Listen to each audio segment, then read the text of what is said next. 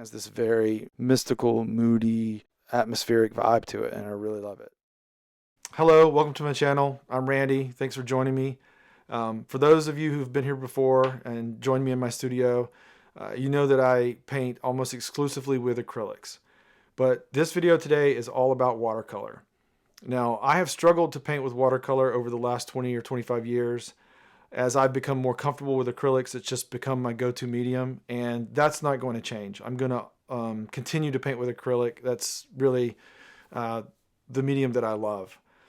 Watercolor has been a little bit of a different story. I've wanted to get better at watercolor. I've dabbled with watercolor, but I've absolutely struggled with it for a long, long time. The last 3 or 4 years, I've started to see a little more success, and I'm pretty excited about where that's going. I love to experiment. I love to play. I love to try out new mediums from time to time. This is one that has kind of baffled me, but again, until recently, I've started to figure a few things out. So I'm making this video at the request of one of my followers who saw some of the recent paintings that I've been doing in watercolor and wanted me to share a little bit of how I'm working, my process, what's working for me, etc. So again, that's what today's video is all about. But before we jump into the process, I want to show you a little bit of the materials I've been using and just talk a little bit about some of the previous paintings that led up to this point. So I've been using these pan paints here almost exclusively. I have some tube watercolor, but I haven't used those as much. And the main thing I want to show you is how these colors look very vibrant and darker when they're dry, but they look much lighter when they're on paper and dry. So that's just one thing that's very different from acrylics, which are the opposite. They tend to look lighter when they're wet and then dry darker. And I've been using a variety of watercolor papers, but the ones that you're going to see today are primarily this sketchbook here, this larger sketch pad. And it held up pretty good to some pretty aggressive techniques, and so you'll see that a little bit later on.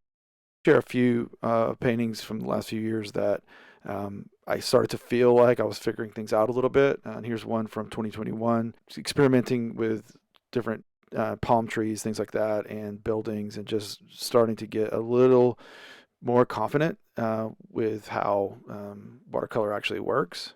Earlier this year, I did this piece of this shark tooth and kind of limited my palette. And again, I started to feel like I was just making a lot more progress than I'd made in the past. Now, every other watercolor painting that I seem to do, some of them turn out like this. It feels a lot more cartoony to me. Again, this one's a little bit of a mixture of ink and watercolor. This one may be a little cheesy, but it literally was what the sunset looked like that day. And again, I'm just kind of experimenting with colors and playing, and to various degrees of success. The last few weeks, again, I've continued to kind of experiment. A lot of cityscapes, some very loose like this one, and then even some loose landscapes like this one here. This one here, another experiment with pen and ink on top of watercolor. I originally wanted this one to be all watercolor, but I made a complete mess of the background. I think painting too small probably contributed to that, but I think I salvaged it by using the ink on top.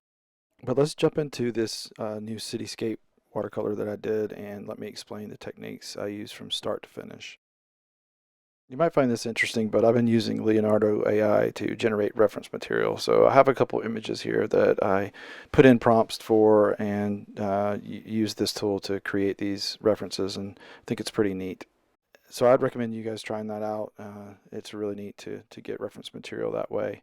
I also already have a frame that I want to use for this painting. So I'm measuring out the dimensions, and I'm going to end up marking off two different rectangles, and I'm going to paint 2 paintings at once, or at least start 2 paintings at once. I find doing this sort of like, for me at least, relieves some of the pressure and means that I don't have to try and get it perfect with one attempt. So I'm going to tape my paper down to a wooden pallet here, and it's just to keep it from buckling too much as I wet the paper, and I'm going to start by spraying the paper with water. So I'm going to be painting basically wet into wet, and my main goal here was just using blue primarily. I wanted to put in some vertical elements, and obviously I'm using some red and other colors here as well, but basically trying to keep the right and left side more, having the pigment be there more and have the center be more just open, keeping it lighter in the middle. In the bottom, I'm going to mix in some vertical lines, but mostly I'm using horizontal lines because I want it to look like reflections. And honestly, I'm just experimenting. Again, with having two paintings going at once, I feel like I can be a little more free. On the left side, I'm using mostly the same colors, but mixing in a few other things like indigo and just playing around with it. So next is one of the biggest tips that I think I can offer. It's the thing that I feel like has helped me break through a little bit with watercolor recently, and that is this concept of lightening or almost erasing the pigment after it's been put down. So before, I had this concept that you had to have the white areas stay white, you had to mask them, but I didn't realize that you can use clear water and just go back in and pretty easily, especially with good paper, remove pigment. For some reason, that just I didn't understand that concept. So I've been doing that more and more. Basically, just putting in clear water, using a paper towel, dabbing pigment off of the paper. Now, obviously, if you do this a lot, it's going to bead up, and the paper is going to tear apart, and you're going to have issues, and there will be some of that. But with really good paper, you can be pretty aggressive with it, fairly aggressive with it, I should say. And so that's what I'm doing here. I'm basically going back in and finding areas that I feel like I want to have more of a glow effect or just be lighter.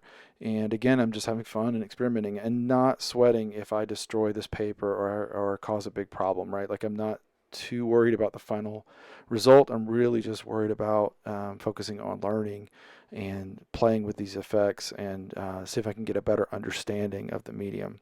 And surprisingly, it worked really, really well. Now, I also will say watercolor in general dries a lot lighter than when it goes down. So it's kind of the opposite of acrylic. Acrylic typically dries darker.